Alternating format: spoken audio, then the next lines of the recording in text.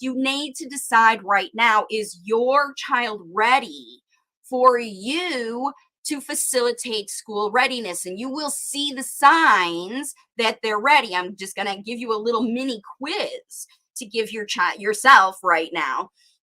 So if you can answer yes to these 5 questions, then you are ready to introduce structure. So number 1, have you facilitated 50% participation with connected activities? So what that means is that, have you presented something new? Your child's playing, maybe they weren't so connected before, but now you're able to say, hey, let's go to the grocery store and buy the stuff to make cookies, or hey, let's go play with water, or it's time for bath, let's go and do those things. And your child will join you at least and stay with you for at least 50% of those activities. They don't have to be in it 100%. Even at school, if they were at least 50% interested to go, ready to start, ready to listen, then that's a yes answer. But if not, if you're still presenting things and your child is running away from you or taking them and going away from you, then you can't answer yes to this question. So it's really important that you already have facilitated connection before you start these structured things we're going to get ready for school. And then, can you entertain, excite, soothe, and comfort your child just by showing and teaching them something functional? So it doesn't have to be a new game or toy or something, but it can be.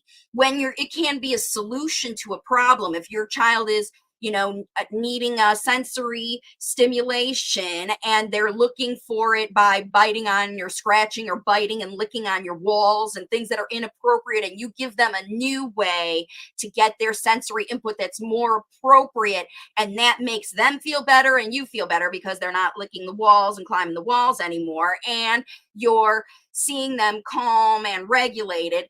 That's what I'm talking about. If you've been able to facilitate a shift from your child's perspective, they chose this new thing to make their life a little bit easier or better. You already want your child to be in a learner's mindset and trust that you're able to teach them. And that's what that question answers.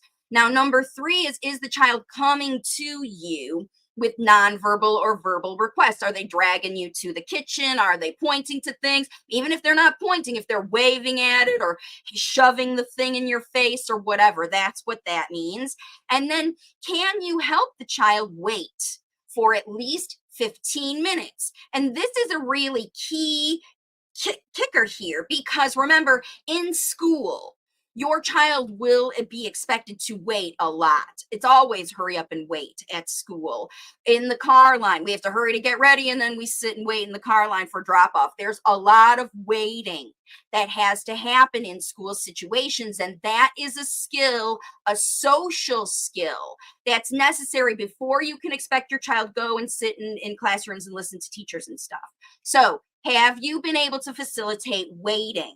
That's a really important one. And then also, have you stopped forcing, bribing, and prompting habits in your home? Because if you continue to need to bribe and force and prompt or any of that your child through at least 50% of their life.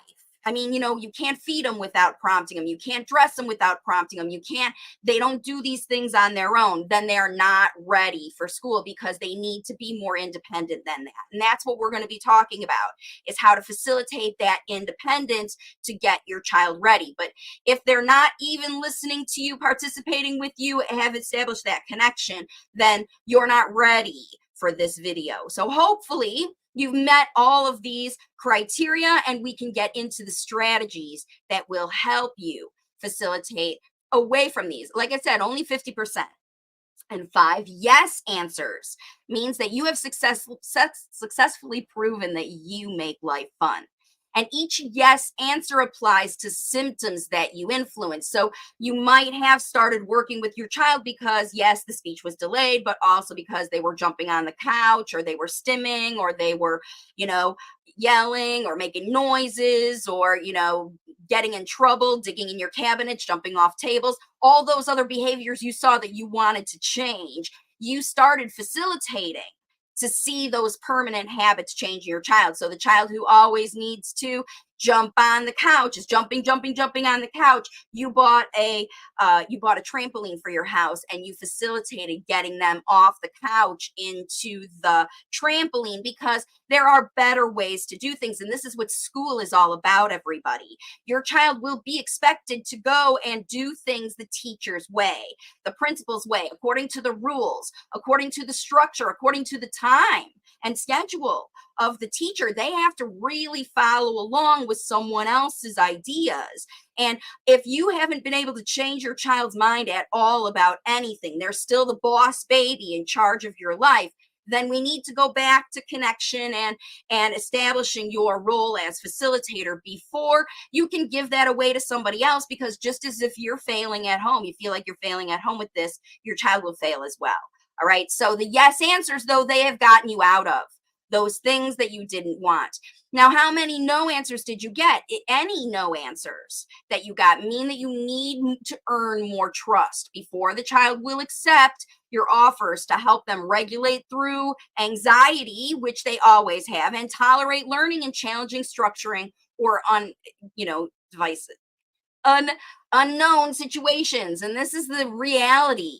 Every professional, school teacher, teacher aide, the lady who registers your kid in the front desk, everyone will doubt that your child will be a natural communicator like other children who are chatterboxes, as long as your child appears to be detached, impulsive, and or unregulated.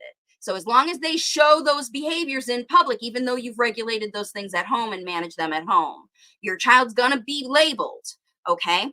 Now, late talkers let's get into the strategies now. Late talkers need empowering experiences to be ready for school. And you can see how these parents are using home activities to empower their kids to be independent and curious and all the things that make them ready to go to school.